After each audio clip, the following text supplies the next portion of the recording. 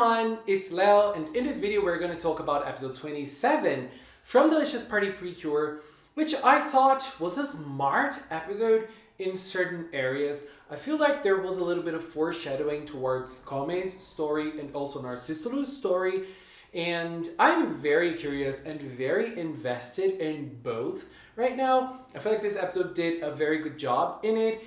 It also did kind of a good job in Kame's growth, even though I feel like the drama from Kame in this episode was a little rushed, but it makes sense. It just feels not worked enough to warrant an investment, an emotional investment from me while watching it. But nonetheless, this was basically Yudan and Kame's episode. They both shared this moment. Yudan was trying to do cute sweets and she took the girls home. We finally met her siblings, and I felt that it was a little weird because her siblings, both of them, introduced themselves to Kame but not to the other girls. Did we have an instance of them meeting the other girls in the series and I'm not remembering it? Because I don't remember them. Isn't it the first time they appear?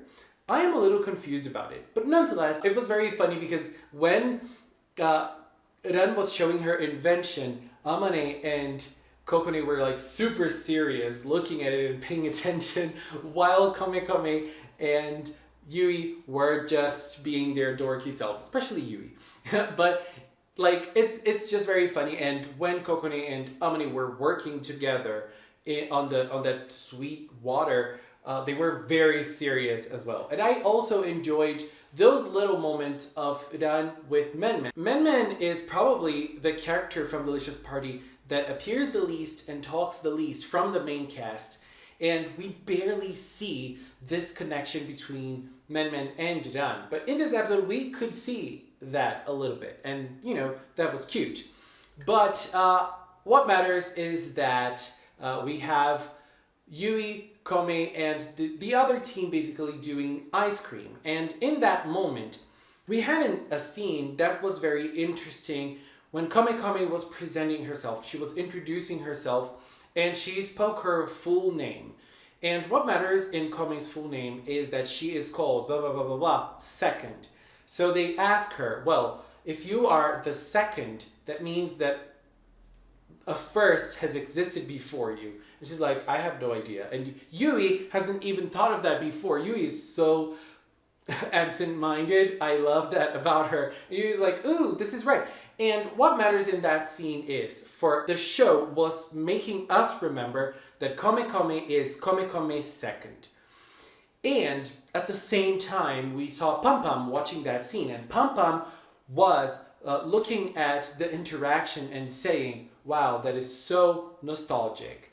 That probably means she met Pam Pam the first before, and her Pam Pam's existence probably precedes Kame's second's existence. So Pam Pam has probably met Kame the first before, or she's heard about her, or she knows about her somehow. The thing is, that scene was there to remember us. Next episode is going to be a big episode for Delicious Party. Kame is going to be important, and we're probably going to learn more about her story, about who she is, her origins, whatever, or maybe Kame the first. I don't know. And then we had another scene of Udan's siblings touching on the subject that Kame has fluffy ears and a fluffy tail. And that shook Kame, and she became like, oh my god, I can't deal with the fact that I'm different from the others. But the problem I had with the whole drama was that we didn't know Kame's version. You know, we all knew she was in distress because of it, and she asked them for a way to make her ears hidden and her tail hidden as well, but she didn't explain why. And I feel like that was a problem, you know, because I think that we are getting to know Kame more. She is a character that we need to be invested in right now because she is going to be relevant to the show. We know her existence is relevant, we just don't know why. And we need to be invested in her. But I feel like sometimes the show is failing to do that. I did not feel invested in her drama in this episode because I didn't understand, I didn't get her. I just got her a little later on, and we'll get there. Ran was the one who was assigned to help Kame. And Ran is a character since the start of the show has been weird, and she tried to hide her weirdness in front of other people. But we've had some sort of character arc for Ran so that she could grow over this and share her weirdness, with no boundaries. She's not shy about it anymore. And that is basically Ran's character in the show so far. She is weird and she is not hiding it at all. She's proud of the way she is. And this is important because we've had an episode of her overcoming it. I don't particularly like that episode. I think it was like episode 16. I didn't like that episode very much. But what's important to us is to know that Dan grew over the fact that she was trying to hide her true self from other people. That is the basic message of her character. Don't hide yourself. Don't conform. Don't try to adapt yourself to become what other people believe you should become. That's basically more or less the message that Dan's character is trying to get through. And she noticed that Kame was trying to do that. So she was, inside the cast of Delicious Party, the best one to deal with Kame's fact that she was not able to accept that she is different from other people. And I feel like the thing is, we've had characters in PreCure that are like that. Tropical-Rouge PreCure just finished airing, and we had Sango, who was a character who had to deal with this kind of thing. She never wanted to stand out, so she basically blended in, even though when it was not her intention. And Kame's struggle was more or less with the same thing, but we didn't have Kame's version of it until later on. And when Ran came with the solution, everything worked very well.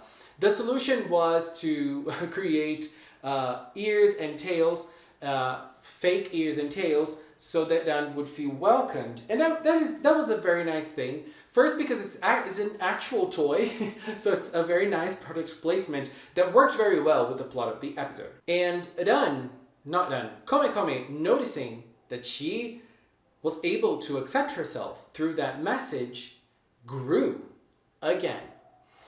And I feel like there's a weirdness in this episode about Ran's siblings because they're not as small. Like, they're not babies anymore. And they are not able to notice anything that's going on around them.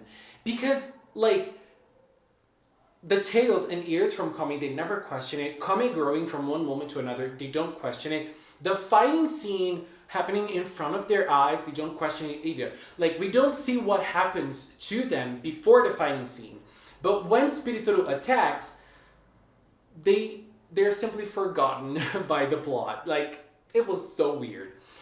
But we have a very important thing concerning Spiritoru as well, which ties to the fighting scene and also the Bandu gang scene. Spiritoru says that he has no data on him related to the fact that eating is important, that eating is a moment of happiness. He has nothing on that. And he's also a picky eater. And when Secreturu is analyzing that, she says that it's because that is Narcistoru's data on him. So that is a characteristic from Narcistoru, not from Spiritoru himself. It's from Narcistoru.